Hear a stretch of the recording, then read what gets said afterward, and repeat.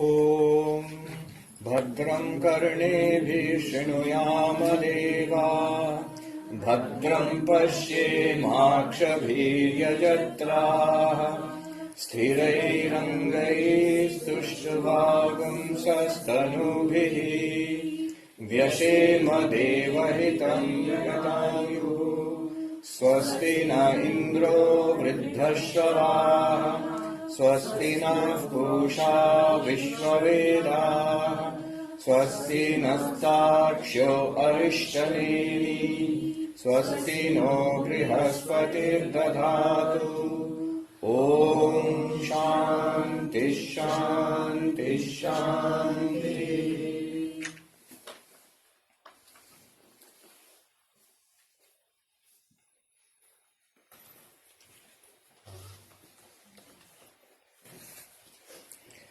All right. Keep a track of the time also, because today I'll leave a little early. I'm going to a Hanukkah party. There's a Jewish group which has invited me as a part of an interfaith group, so I'll be going there. It's close by.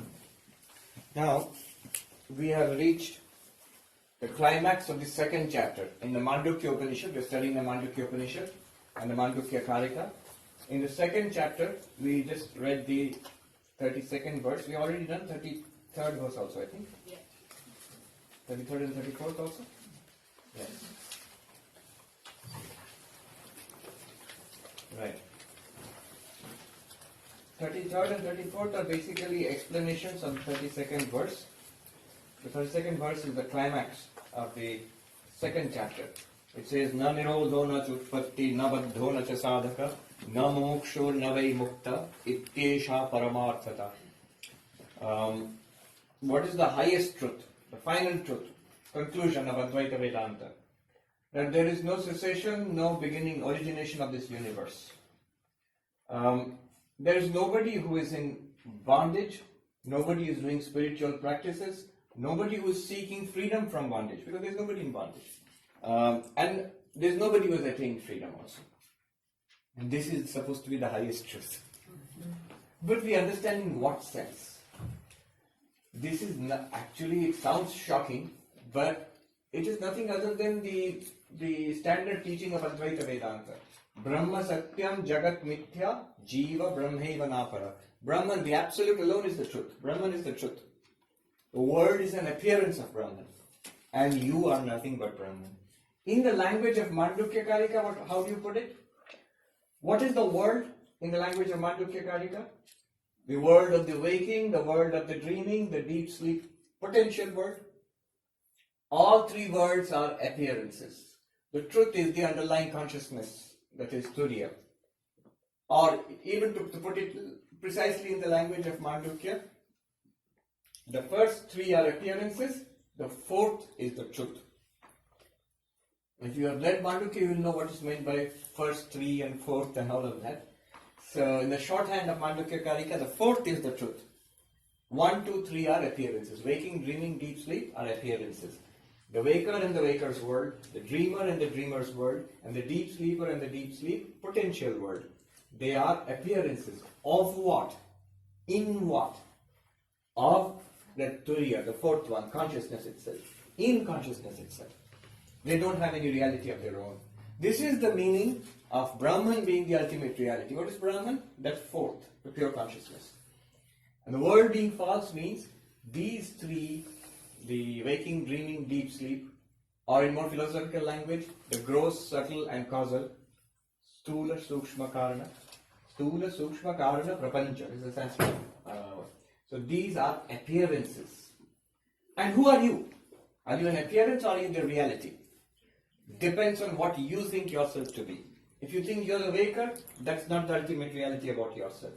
If you think you're the dreamer, that's not the ultimate reality about yourself. Neither the deep sleeper. These three are appearances of the real you. Who is the real you? Turiya. Mandukya Upanishad said, Ayam Atma Brahma. This very self is the absolute. You, the self, you are the absolute. But you in which sense? Not the waker. not the dreamer, not the deep sleeper, but Turiya, the consciousness. Having said all of these, and 33rd and 34th verses are basically further explanations of 32nd. Now, Gaudapada wants to bring it to a conclusion. The chapter is almost over. I think it has 38 verses. Yes.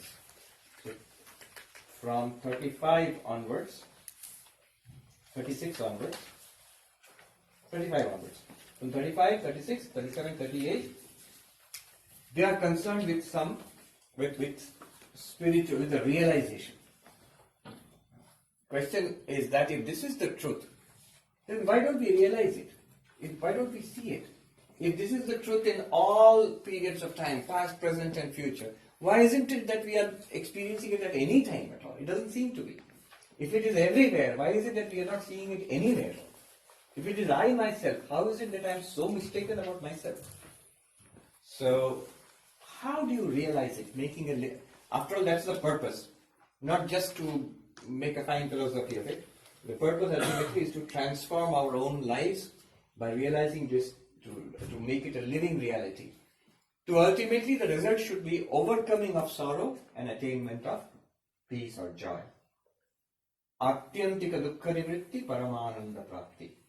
Complete and total cessation of sorrow and attainment of bliss. So how does that happen? That is the subject. Very beautiful verses. Very beautiful verses. We will do them. 35 to 38. 35. Vitaraga bhaya krodhai. Vitaraga bhaya krodhai. Muni bhir veda paragai. Muni bhir veda paragai. Nirvikalpo hyayam drishta. Nirvikalpo hyayam drishta. Prapanchopashamodvayaha. Prapanchopashamodvayaha.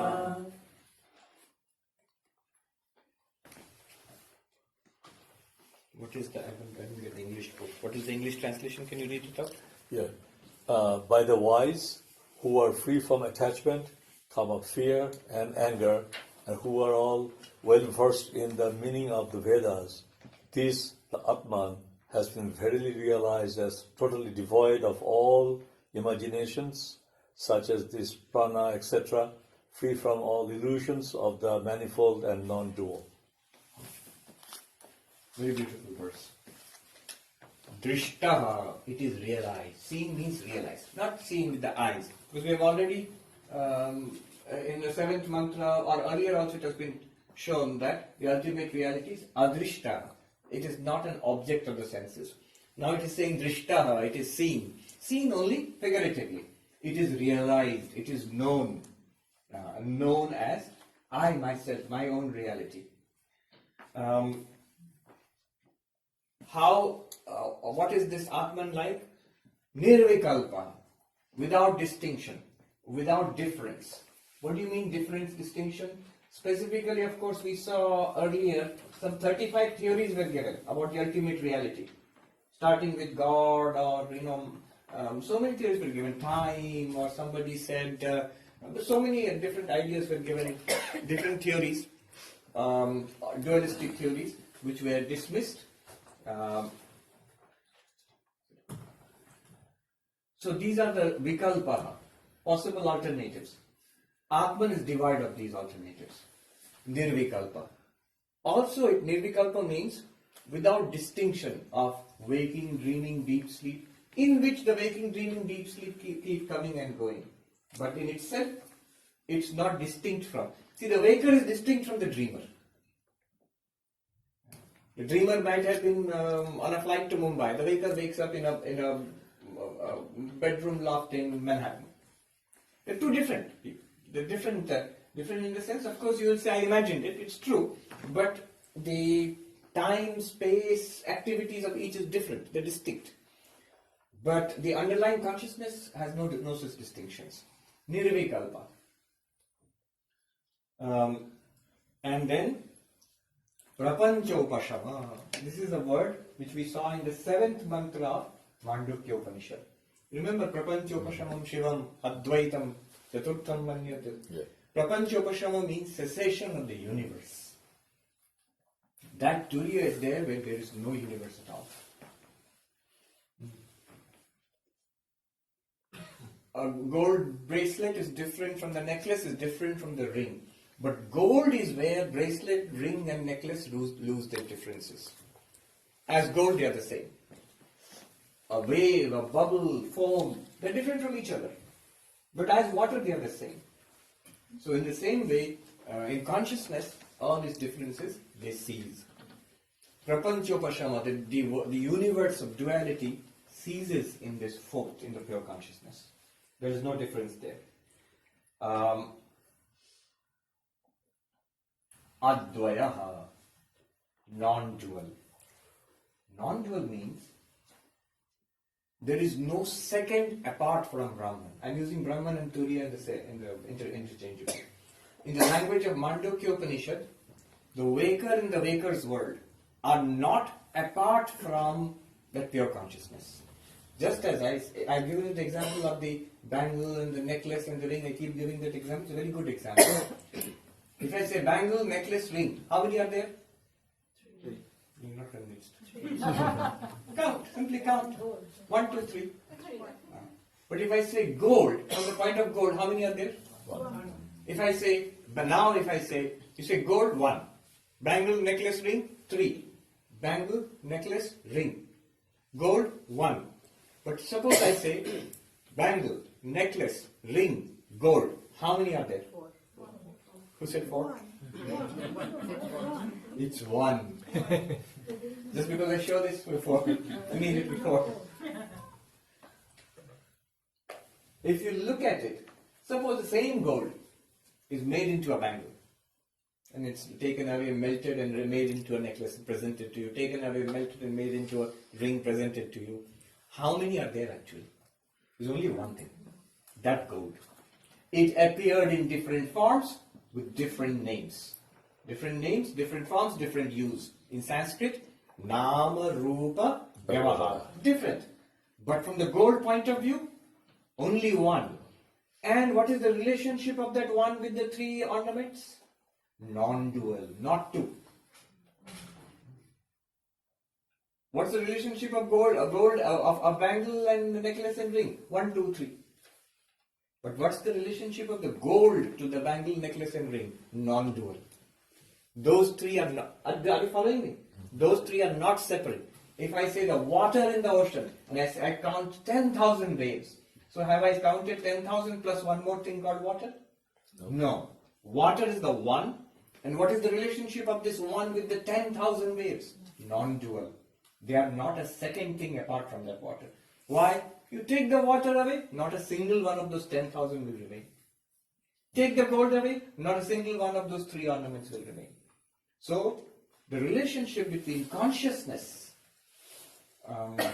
Chaitanya, Turiya, and waker and waker's world, dreamer and dreamer's world, and deep sleeper and the potential world of deep sleep, the relationship is non-dual, Advaitam. That consciousness which you really are is one without a second. In Sanskrit, Ekam Eva Advitiyam, one without a second. You can never find another one apart from it. Though, this is the important thing. In experience, they all seem to be different. In experience, you will still continue to see a world of multiplicity. It's not that once you have finished Mandukya Karika, the whole world will now disappear in a flash of light. No, you will still continue experiencing the same thing.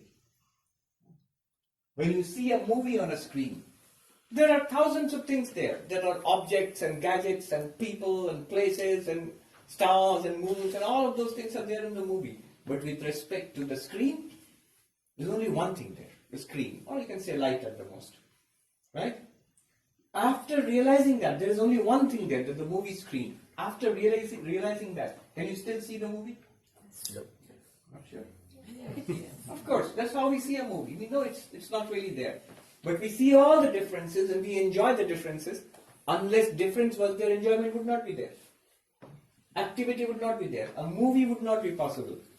So, whether it is samsara in the state of ignorance or lila in the state of enlightenment, They're possible only because there is an apparent difference.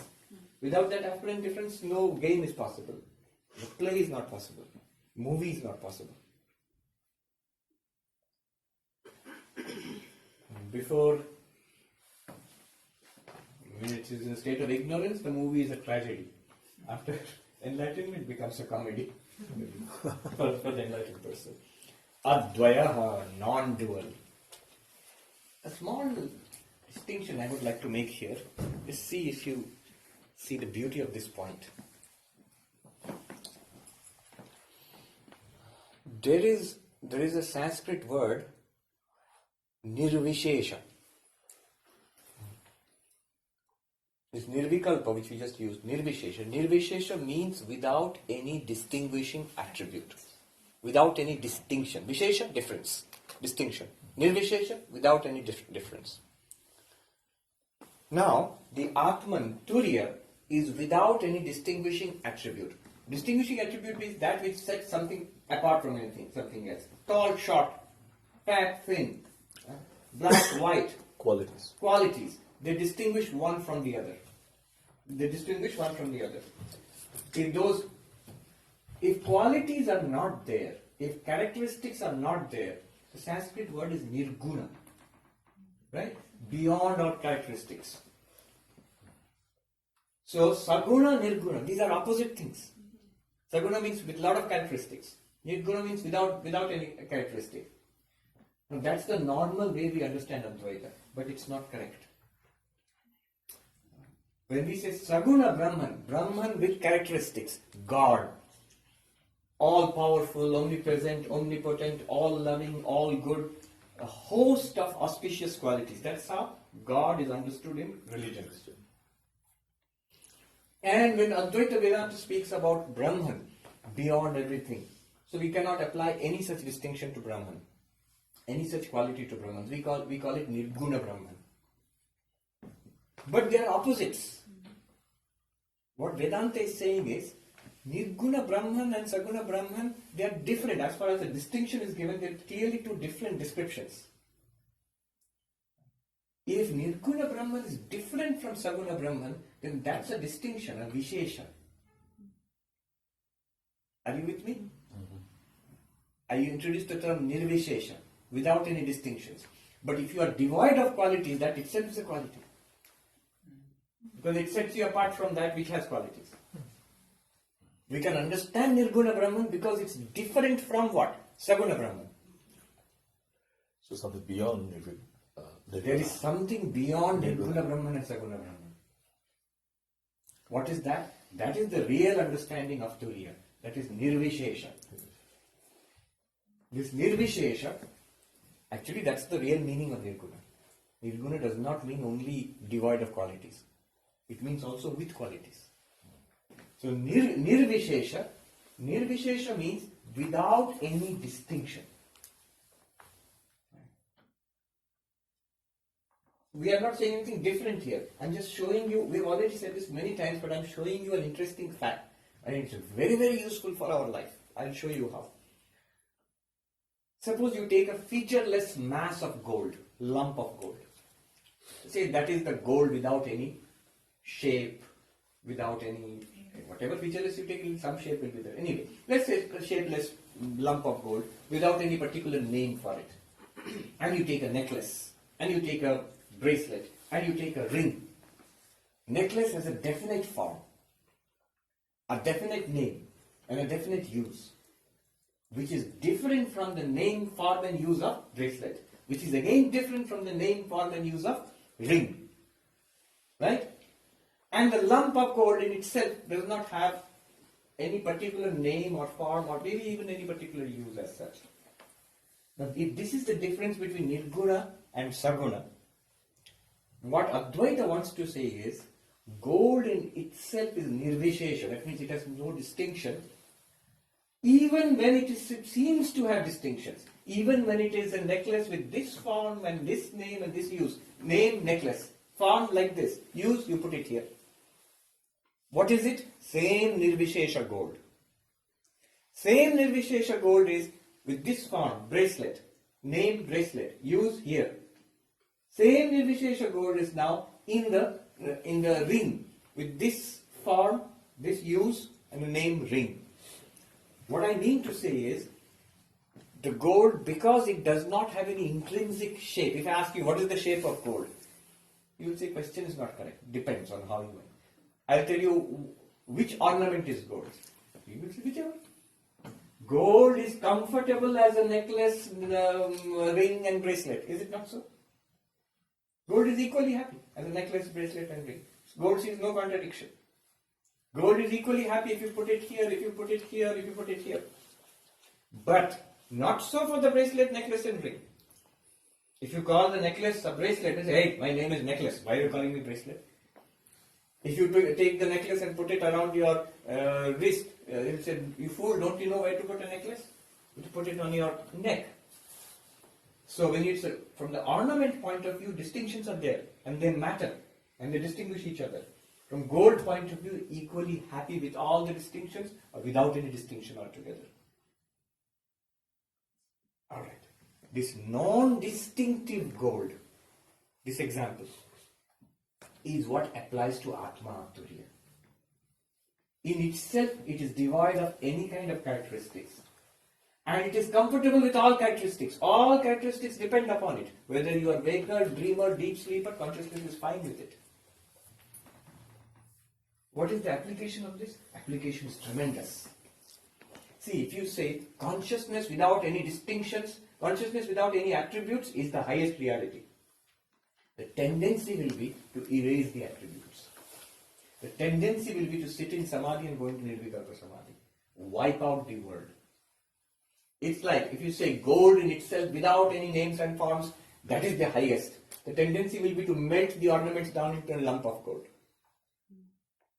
But if you say gold in itself is without any distinctions, wherever it is, in whatever form it is, it's the same. Then use it as a necklace or make a necklace out of it, make a bracelet out of it. See what happens, what I'm driving at is, the Atman, Turiya, is the same in Samadhi and in Vikshepa. When you are scattered in the world, or you're sitting in meditation and in Nirvikalpa Samadhi, it's the same Turiya.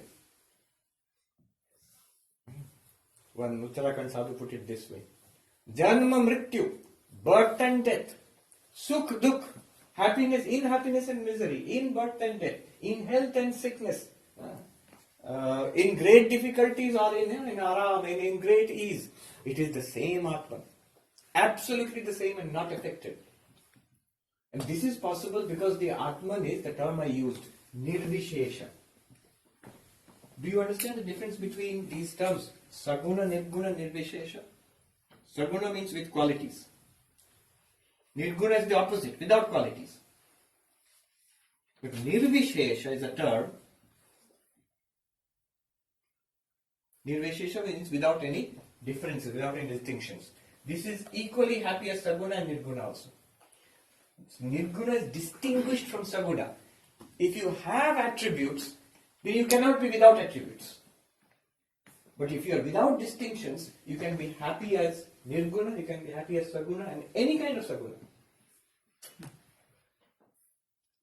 Yes? Isn't that somewhat what he was talking about last week? Isn't Uh-oh. that something like last week that it may To some be- extent, to some extent. Right. He goes much further because that is talking about Sri Ramakrishna's point of view. But here I'm talking about Advaita.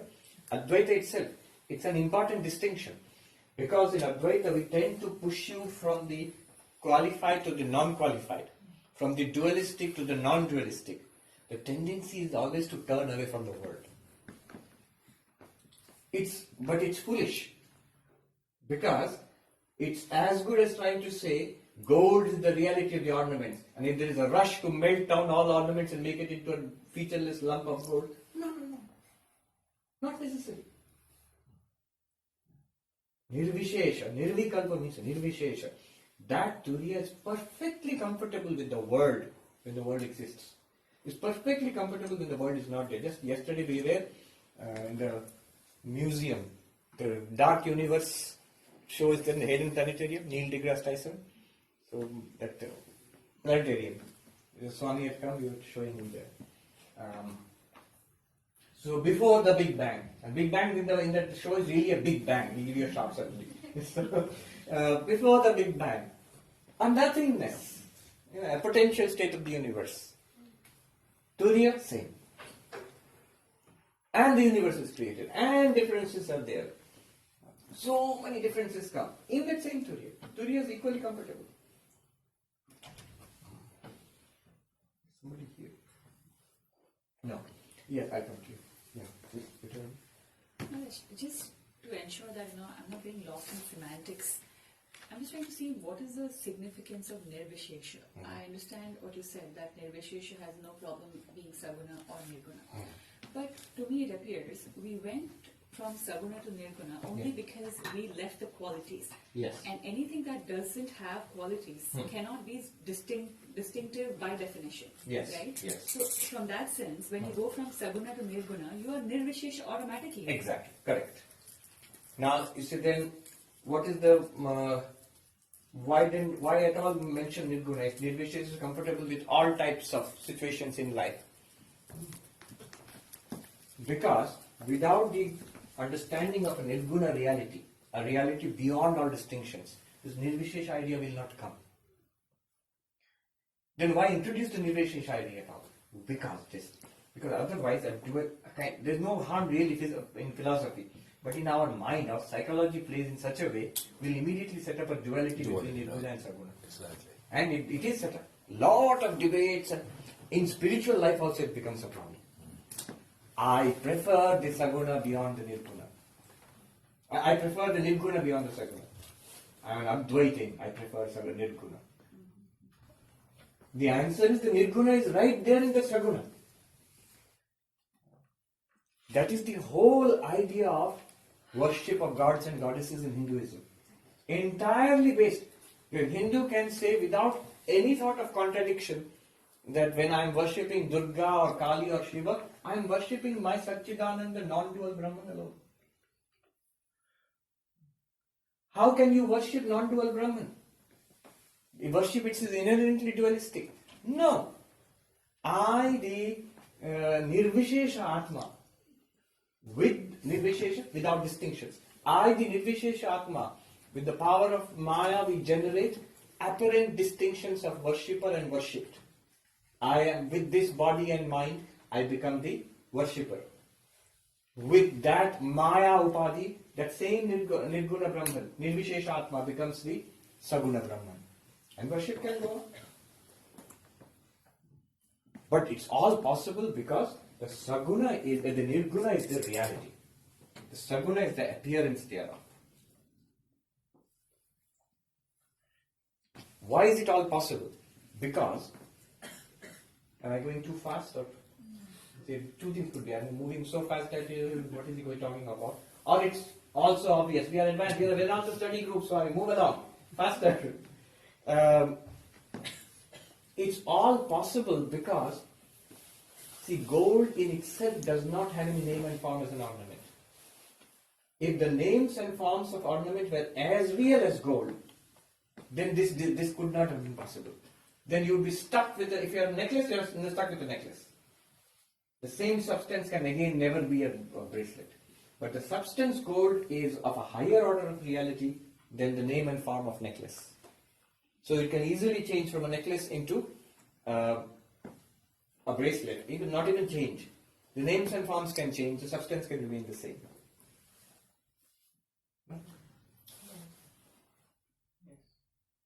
Let me repeat that. It is only because it is Nirguna. Nirguna is a higher order of reality than Saguna. This is something that Ayan would not agree with last time when he said. At least Sri Ramakrishna, from his point of view, it's a different thing. But I'm talking about Gaudapada now. Nirguna, the absolute, quality-less, attribute-less absolute, is of a higher order of reality. This is Paramarthika. And Saguna is Vyavaharika. Okay. Therefore, this Paramarthika Nirguna can easily appear in a multitude of Saguna. It can appear as the world, it can appear as you, it can appear as Shiva, Allah, Vishnu, Jehovah, Krishna, Kali, whatever. And remain exactly the same. But when you say Nirguna is higher attribute, No, not Higher- attribute. No. What did I say? Higher Higher reality. higher reality. Use the Vedantic terms. Paramarthika, Vyavaharika. Paramarthika, absolute reality. Vyavaharika, transactional or empirical reality. Learn those terms, yes. But isn't then already there's a difference between Saguna and Nirguna, or at least we are. I'll come to that. But is there a real difference? No real difference. Because you're saying that there's a higher order reality. Since there's a higher order reality, there cannot be a difference. If they are on the same order of reality, there will be a difference. See, gold. Follow this example. I make it into or a jeweler makes it into a bracelet. Then the jeweler melts it and makes it into a necklace. Between necklace and bracelet, there is a contradiction. There is a duality. You have to choose one or the other. You can't have both. But both are equally the same gold. How is that possible? Because gold is the reality of which bracelet and necklace are appearances. Gold is paramarthika compared to which, for example, necklace and bracelet are vyavaharika, transactional forms. That is the Saguna Nirguna distinction. Remember, it's not that there are three things. There is only one thing, gold. But if you take necklace, then there are two things. Necklace is one and bracelet is another. Go on, you had some. So then, what is Nirvishesha? Okay. So this is up to what we have been doing so far. Right. But now I introduced a new term, Nirvishesha. Because it's not that I've introduced anything new. This Nirvishesha is exactly this Nirguna she pointed out. It's exactly the same thing. But a doubt or a subtle problem is set up in our mind that Nirguna and Saguna are different. Because they seem to be different. With characteristics, without characteristics, clearly two different things. With characteristics, you imagine one thing. Without characteristics, you imagine another thing. And they will say, then that itself becomes its speciality. Then what will happen in spiritual life is, we'll start seeking this one and ignoring that one. Or trying to wipe out this world. See, that becomes a yogic tendency. I want to remain in Nirvikalpa Samadhi. Why? There alone Nirguna Brahman is available. But what about the people of the world? What about temples and religions and all of these activities in the world? Oh, this is Saguna. This is Vyavaharika. It's like saying that, oh, gold is the reality. Then let me melt the ornaments down. Why? What harm did the ornaments do? They are ornaments. Gold is not an ornament. But it's the same gold.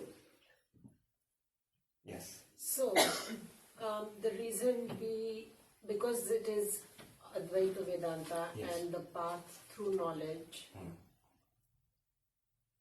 if pure consciousness is equally comfortable in the form and the formless, as you said, Yes. in world and Right. samadhi, In emptiness and fullness, in world, correct. You even be It's bold that- enough to say happiness and misery. Yes. So then, this is like, is this a faster path? Is that why we Certainly, are? this is a direct path. What is the advantage of all of this? If you understand it, it's direct and effortless. Practically, neither direct nor effortless, but theoretically, at least, it's direct and effortless. Maharaj? How much effort does it take for the bracelet to become gold? How much effort will it take for the bracelet to become necklace? Plenty of effort. You need a jeweler who is skilled, who will melt it down, and equipment is required, knowledge is required, skill is required. But how much effort is required to make the golden bracelet into gold? What do you have to do? What work has to be done? Realize. What prayers have to be said? What rituals have to be followed? Then what has to be done? I'm showing you a bracelet. Make it into gold. What do you do actually? Just realize it. Recognize, awareness. What did you say? Recognize, awareness, shift of perspective. You say it's done, Swami. Yes, what else do you want me to do? It's done. You just recognize because Shankaracharya says in Aparokshanabhuti, in the clay pot, Ghata, the clay blazes forth unstoppably. In the clay pot, the clay you will, without any effortlessly, helplessly, you are forced to see the clay when you see a clay pot. helplessly, effortlessly are forced to see Brahman when you experience the world. If you recognize Brahman as Nirvishesha. Alright, so we just said, like, I just want to reconcile these 2 points. So Saguna is, from Saguna perspective, Nirguna is Paramarthik. Nirguna is Paramarthik and Saguna is Vyavaharik. Vyavaharik, yes. Now from Nirvishesh perspective, how will you make a relationship? Nirvishesha perspective, Nirguna is Paramarthik and Saguna is Vyavaharik. But Nirvishesha is this one itself and this one itself also. But from Nirvishesh perspective, you would say that Nirguna is Vyavaharik. No. Paramarthik itself. Nirguna is always It's Paramarthik. always Paramarthik. Nirguna and Nirvishesha are the same thing. Correct. But what I'm introducing here, just terms don't get entangled in it. What I'm introducing here is a solution, not a new problem. Solution, because the moment you see Nirguna Saguna, automatic preference is for the Nirguna in Advaita Vedanta. That's what Gaudapada is pushing continuously. But what I'm saying is that when you realize what Nirguna is, you will find it everywhere in the Saguna also. Right, Maharaj, but the idea of introducing Nirvishesha is so as to make sure that we understand there is no real duality between Saguna and Nirguna, right? That's Yeah, one from of a the- Nirguna perspective. Right. Yes. Now, if that be true, the broader philosophy of Advaita that we have been talking so far Yes. always puts Paramarthik. I'll just use transactional at a lower reality Vyavaharik than at lower level of reality. than the absolute. Right? Yes, yes. So if that is indeed true, then how can we deny that the people who are distinguishing between them are not simply following that philosophy? So they are distinguishing between it. See, first of all, you have to distinguish between Saguna and Nirguna and complete the whole syllabus and come up to the end of second chapter. Then only I am introducing a term. See, if you have no problem at all, the problem of introducing subtleties. When you have no question, if I introduce subtlety, a problem will start. But there is a problem, and the problem automatically comes in our mind. To solve that problem, this medicine is given. The problem is, we continuously prefer this. We prefer this, a kind of rejection of the world comes up in our mind. The world is to be rejected. But thinking that the ultimate reality is not in this world is like thinking that the gold is not to be found in the ornaments. That does not make the ornament as real as the gold. Nirguna Saguna distinction is maintained. Right? But that does not mean you have to melt the ornament down to find the gold. It does not mean that you have to sit down in Nirvikalpa Samadhi and wipe out the world to attain the Nirguna. Nirguna is found in the world also. Because the world is nothing other than Nirguna. Yes. So if the Atman is comfortable in happiness and misery, Yes. then who is it that feels the Uncomfortable. Who is asking this question? See, it's a very crucial question. Very crucial question. Because it's a direct path. This is the path in which these questions, if you investigate this question, it leads straight to enlightenment. But you need to know the background of Advaita to understand this. Who is uncomfortable? The answer is, it is none other than the Atman. I'll give you the philosophical answer, but then I'll give you the direct answer. It is none other than the Atman, under the influence of ignorance, not knowing itself as Nirguna, as the Atman, as Turiya, thinking of itself now, absolutely sure, I am this waker with a gross body and experiencing a gross world with all these people different from me and struggling with financial problems, health problems, relationship problems, all these things I'm struggling, fated to a certain death.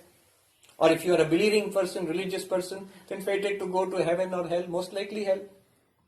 Most likely. Then it becomes a big problem. That one is unhappy. That one is complaining. I don't want to be unhappy. I want to be happy. Why? Because I am the mind. Happiness in the mind is I am happy. Misery in the mind is I am miserable. That is called Jiva. So this is the philosophical answer. The direct answer is what? Are you feeling comfortable now? Where is the feeling of comfort? in the mind, and you are aware of the feeling of comfort, right? You, the one who is aware of the feeling of comfort, is that comfortable or uncomfortable? That one who is aware of the feeling of comfort in the mind. The one who is Neither. no, think about aware it. of Think about it. Neither. If it's you said the one who is aware of this feeling of uncomfortable is uncomfortable. That uncomfortable, are you aware of it? That it's uncomfortable. Suppose it's very good. There's an uncomfortable feeling. Suppose there's an uncomfortable feeling. Then you are aware of it. Otherwise, how will you say that it's uncomfortable? You're aware of it. That one which is aware of the discomfort, uncomfortable feeling, is that one uncomfortable or comfortable? Notice, I'm not asking a question like a theoretical question. What is the right answer? No, just notice it. The data is right there in your mind. That one, which notices that there is a feeling of discomfort. That one is happy or sad, comfortable or uncomfortable. Indifferent. Don't listen to them. Look into yourself and tell me what it is like. I think it's the restless one. Is it restless? There is a restlessness, and you are aware of the restlessness. The one which is aware of the restlessness, is it restless? No, it's watching. It is watching. Because why it is? Notice that when you feel relaxed and restful, is it the same one watching? Must be. Isn't it recognized earlier there was restlessness? Now there is rest, right? In that case, that one which is watching is neither restless nor subject to a disappearing restfulness. It is free of both. That is the real restfulness. That is what is called in the Mandukya Shantam. The deep restfulness of the Atman. It can never be lost, even in the midst of restlessness of the mind. That is because of the Nirvishesha nature of the Atman. It is not stuck to anything. Yeah. It's not stuck to any particular set of qualities. But then why is it that you don't feel it? And you still feel You still feel unhappy. That is why you are here. It will come. It will come. It is there. But what is the problem? You see, the persons who realize this, they are permanently at peace. Now, is it that feeling of disturbance will never come into their mind? It may come, but the moment they want, they can transcend it. Sri Ramakrishna is asked, are you suffering? Are you in pain? Sri Ramakrishna says, this in cancer, this hurts. And Hari Maharaj was asking, said, but sir, I see that you are in bliss. And Sri Ramakrishna says, oh, the rascal has caught me. Now, is he lying that there is pain? There is pain. Saguna, there is pain. But is the Nirvishesha in pain? No. No. Why is the Nirvishesha not in pain? Because it's actually Nirguna. It has no attributes. And you are that one. Now, how do we actually, can it be a living reality? Sri Ramakrishna can say that, but can I experience it? Can I get this? Yes, that's the whole purpose. That is what was said. Drishtaha. It is seen, it is realized. When you say that, why don't I feel that? If it's there like that, why don't I feel that? He says, yes, you can feel it. You can feel it. And you say, why not? Yes. Just need a clarification. Yes. That Nirvisesha is that point, in last week's class, Vijnana Vedantam, he said that he is away from Advaita because, they say world is Abhasa. Yeah. Brahma is Abhasa. Yeah, no, but actually this point is Correct. is Right. So As what I'm trying to say is, as you investigate Advaita Vedanta to its depths, advanced Advaita Vedanta, you begin to see it leads to what Sri Ramakrishna calls Vijnana Vedanta, or I must call Vijnana Vedanta. Yeah. It can. So because last week I got confused. And No, now good. we are when Yeah, you yeah. explain No, it, as you go deeper, it'll be. Now it see, has in it. true. But there's no harm. It's good to get confused. Because remember, this is one path. Sri Ramakrishna was vast. So, this is one path. Sri Ramakrishna would 100% approve of it, but he would say, don't be narrow about it. There are other paths too. Yeah. But Maharaj, other parts include Saguna, Nirvishesha includes Saguna. This is the way we are understanding, Nirvishesha. Because there are other paths who will not talk about Nirguna. Unless you talk about Nirguna, you cannot talk about Nirvishesha. Krishna, according to the Vaishnavas, always Savishesha. There is no Nirvishesha Krishna. So they will never come to this. This is from the Advaitic point of view. It's a very logical way. In fact, in a very logical way, it can provide the logical basis of Vijnana Vedanta also. Yeah.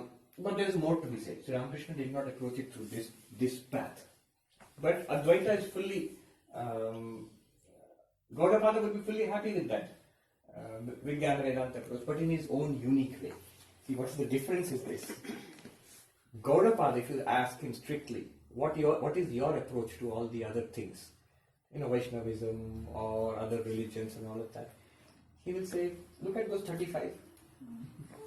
They are all distinctions and appearances in the Atma. We have no conflict with them.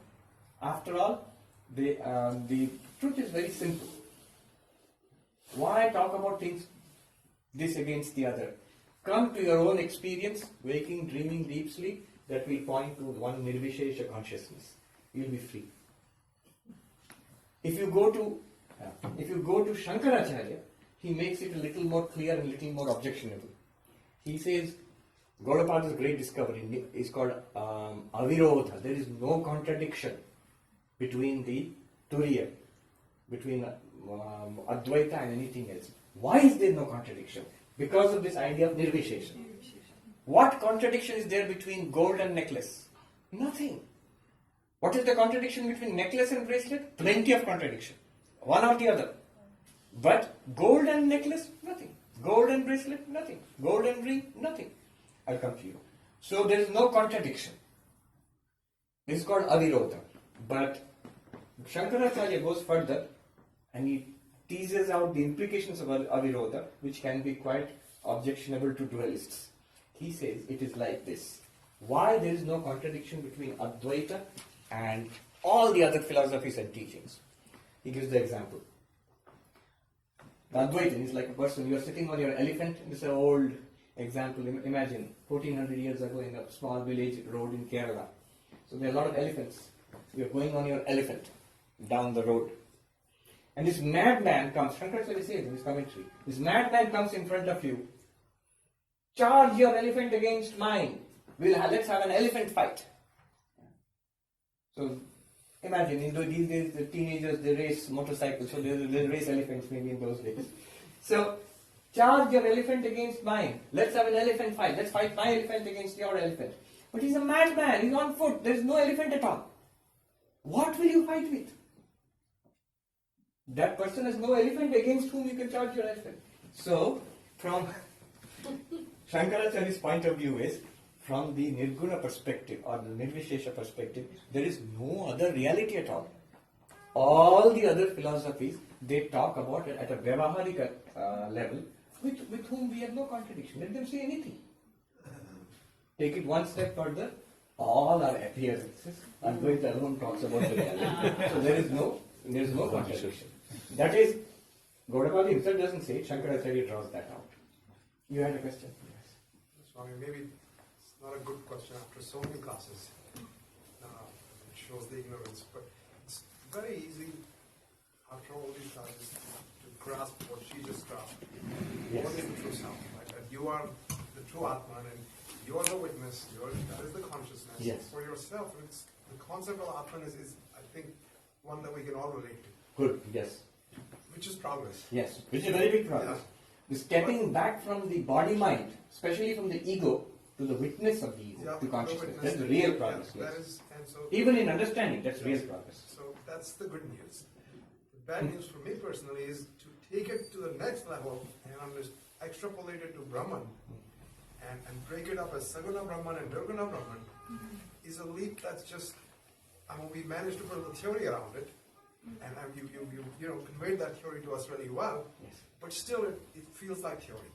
It's very hard to get your arms around that concept that the whole world is Right. simply a projection. Right. For that, the second chapter is important. Please sit. For that, the second chapter, you can come here and sit. For that, the second chapter is important. The falsity of the world, the appearance nature of the world.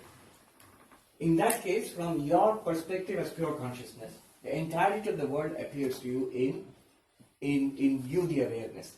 The concept of the example of the dream. Why the example of the dream is important is, when you look back upon the dream, you realize the individual and the world in the dream, both are in your mind. In that case, are you not something analogous to Brahman in the dream, what Brahman should be for us right here? Is that dream analogy understood? You, the individual in the dream, and the world you are experiencing, upon waking up from the dream, you realize that individual and the world you are experiencing, both were you. No? After all, where was the world? It was not out there, it was in your mind. People, places, things, stars and planets and atoms, they were all in your mind. Which means that the total and the individual was both, the underlying that was the mind of the way. It's on the right. Still Was. talking to you. Well, that would be one possible explanation. A different explanation could be there was the you in the waking world and there was the you in the dream world. But that we have already, that's not your experience. You sublate it. You do not see that there were two parallel worlds going on together. You realize I alone was there, I was lying in this bed. You don't feel that. There's no proof for that. There is no disproof for that either. There is, because you feel I was that. Clearly your waking experiences are materials for that dream. Clearly you had fallen asleep. Clearly you are not in two places at the same time. You are in one place, which is in your mind. Yeah. There's enormous evidence to support that you were dreaming. All your people told you that you were sleeping like this. The doctor would say that REM sleep activity is going on in your brain. So all the evidence points to you not being in some other world at that time. And then the extrapolation from that. Extrapolation from that would be, in the same way, when you are enlightened, that means when you see yourself as Turiya, from Turiya perspective, this entire world and you, the so-called individual in the world, you are nothing other than Turiya. That Turiya is Brahman. That's the meaning of I am Atma Brahman. This is what has to be grasped. The reason why it is difficult for us to grasp is, just as, imagine you in the dream, standing in the dream and somebody comes to you and tells you a kind of dream Advaita, that this entire world is nothing but you. You resist it. It seems so different from me. You, the teacher, seem different from me. In this world, the people, the sky and the earth, they all seem different from me. And yet when you wake up, who would be right? That guy would be right. The teacher in the dream would be right. Now the crucial thing is changing the level from the dream level, which is called pratibhasika, appearance level, to the transactional level, waking up level, vyavaharika. Here the change is from vyavaharika to paramarthika. You suddenly come upon something in your own experience. Once you begin to dwell on that witness consciousness, you begin to see everything appears not to it, but in it. In fact, the relationship of this universe to you, the witness consciousness, is similar to the relationship of your dream world to you, the waker. Then you begin to see. But from there to say that you are Brahman, You don't have to say it. You immediately feel it. Feel Because it, or clearly, because there is no other. Because already you have found that this Atman is I myself. It's the innermost core of myself. So that Brahman which exists there is I. Where is the other one? Where is the second thing? Why can't this is a question we've encountered before, why can't your Atman be different than my Atman? Then this is another question. This is the debate between Sankhya and Advaita. Clearly the jivas are different. You have a different body-mind complex, have a different body-mind complex. But once we begin to appreciate what the Atman is, in a Sankhyan perspective, they will say what you are saying. Yes, we are pure consciousness, but we are all multiple pure consciousnesses. We are not body-mind. The term is Purusha. In fact, nature is one continuum called Prakriti, and we are infinite pure consciousnesses. In Western philosophy, there was a philosopher called Leibniz, the inventor of calculus. He speaks of monads, dots of consciousness, like star. The beautiful image he uses of stars in the night sky. So he says we are like that. They are bursts of light in the night sky. Night sky is the material universe. Dark. It's dark. It's dark. It's only lit up by you and I, the consciousness. But we are all separated from each other eternally. It's a very lonely kind of philosophy. Sankhya is exactly like that. Sankhya says that. But Advaita now asks, why are you saying that the consciousnesses are different? If you say difference, the onus is upon you to prove the difference. Clearly the bodies are different because you can count them separate here. You are sitting there, I'm standing here, you can see clearly bodies are different. Minds are different because your knowledge, my knowledge, your experiences, my experiences are all clearly different. They can be demonstrated to be different. But if you remove the distinctions of body and mind, what will remain to distinguish one Atman from the other? In fact, you need not even go to the Turiya, go to the deep sleep. What distinguishes your deep sleep from mine, quality-wise? Nothing. Nothing. All distinctions of waking and dreaming are there in a potential state. But when you go into the deep sleep and I go into deep sleep, your experience is exactly my experience. You know why? Because it's a kind of nirguna state. Kind of, because I'm not saying it's exactly nirguna in the Turiya kind, because all the distinctions are still there in the merged form. It will all come out later on. But otherwise it's the same. Not only, even I will venture to say an animal, whose psyche would be completely different from a human psyche. But in deep sleep, we have exactly the same experience. Upanishad says, the deep sleep, the ant and the lion and the man and the elephant have exactly the same deep sleep. Once distinctions are lost, then you cannot differentiate. How will you count one Atman from the other Atman? Advaita asks that. And Sankhya has answers for that. But each of the answers you can easily dismiss. They will say, when one is happy, another is unhappy. How can the happy and unhappy be the same? But we have distinguished mind from consciousness. This is when one is sleeping, other is waking. How can both be the same? Can you be both sleeping and waking at the same time? Answer is very simple. It's mind which is sleeping or waking. When one is dead, another is alive. How can you be dead and alive at the same time if you are the same self? But that is self under the influence of the mind. Mind-body. One is enlightened. They go as far as that. One is enlightened, one is in ignorance. Then how will you say it's the same self? But self is neither enlightened nor ignorant. Gaudapada just said, neither freedom nor bondage. From the Atman's point of view, it's not there at all. So we cannot distinguish. Let me just go ahead a little bit and finish this verse, because next is Hanukkah. So I thought you were going to ask the question which is actually directly relevant to this. I thought you were going to say the next big problem you asked is a theoretical problem, another philosophical problem. This is good, but here is a practical problem. The next big problem is, I understand all that, but it has no effect. It is not delivering what is promised. I am still unhappy. I am still restless. I still suffer in the world. I understand all this, sounds fascinating. But where is the peace of mind that was promised?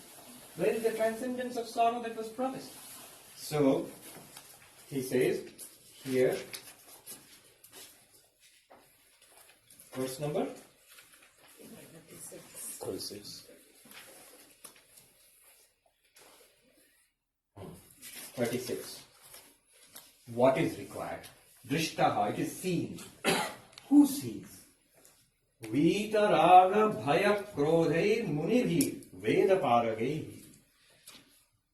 To put it briefly, sadhan chatushta, the fourfold qualifications for Vedantic inquiry, plus Shravana, plus Manana. These are many. This will come next verse. So who sees? What you need to experience it and make the benefits flow. First of all, fourfold qualifications. Viveka, Vairagya, and the 6 treasures. Shat Sampati. What are they? You remember? Shama, peace of mind. Dhamma, control of the senses.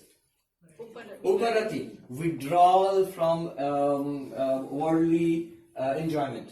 Uparati. Then Samadhana, settling down.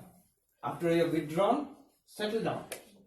Titiksha, a spiritual toughness, for spiritual fortitude. Ups and downs will come in the world, but you stick to your spiritual practice.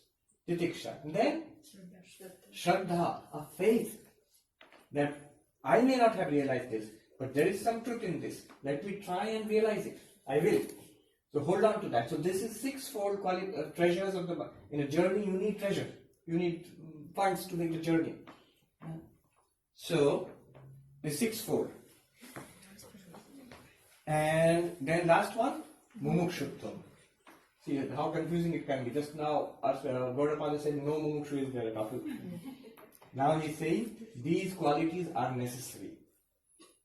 And after this, what is necessary? So here he has mentioned, what he has mentioned just indicated. Vita raga. Vita raga means vairagya. Raga means attachment. Raga is a vritti. Raga, the word Sanskrit word raga means coloring. The mind is colored so that it gets attached to certain things. Sukhanushayi raga, the definition is there. That which gives us pleasure, or we hope to get pleasure from it, or we have got pleasure from it in the past, we get slowly addicted to it. The mind gets colored by it. When I want pleasure, I want to go and look there. That is called raga. It could be a thing, it could be an activity, it could be a philosophy. It could be a person, it could be a place, a food. So raga. So that will prevent you from realizing, drishta, to see this reality. It will prevent you. Why? Coloring, like we put on colored specs, colored glasses, it prevents us from seeing the reality as it is. So raga prevents you from seeing reality as it is. And raga engages you in the world. It leads you to bhoga, to experience the world.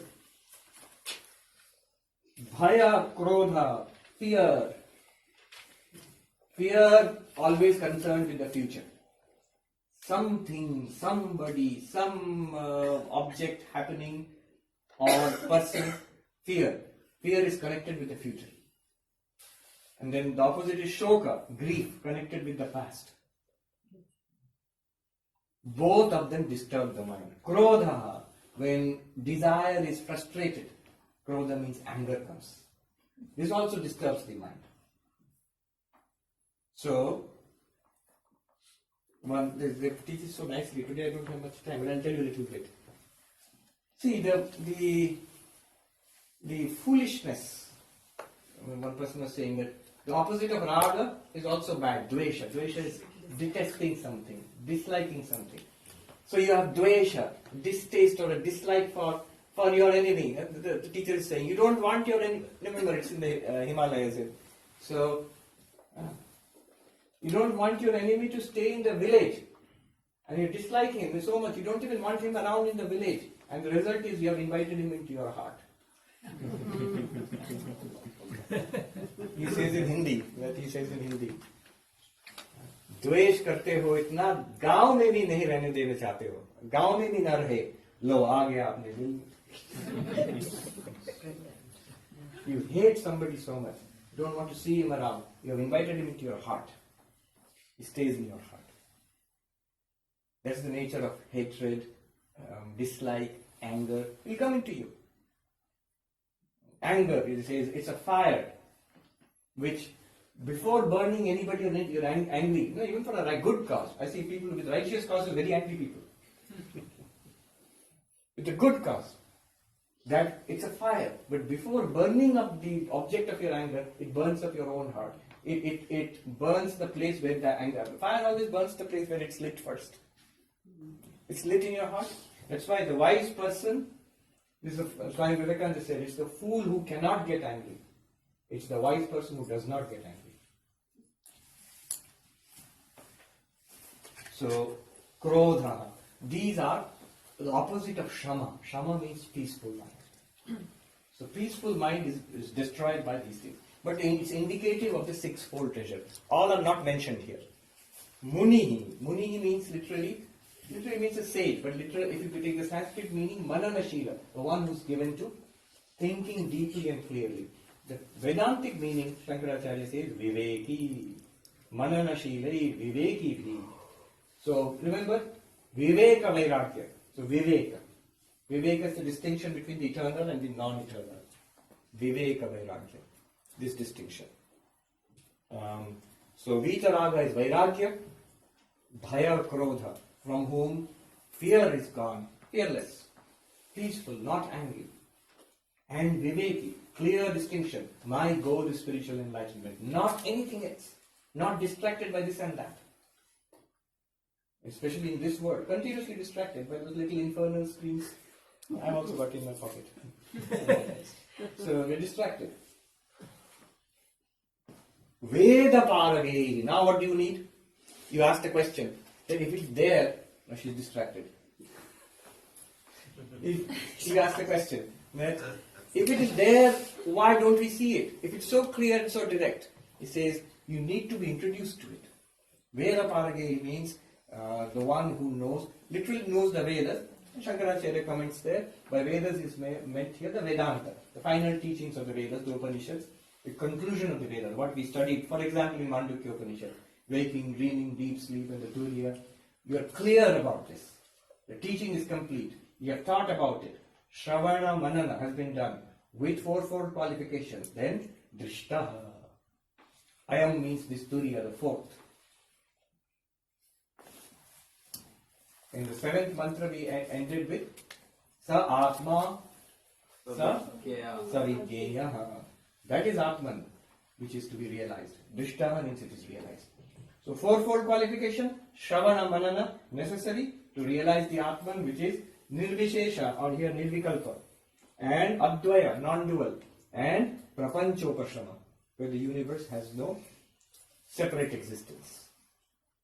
Next will come, once this clarity is there, then how do you double down on it? Steady yourself in it. That question comes up.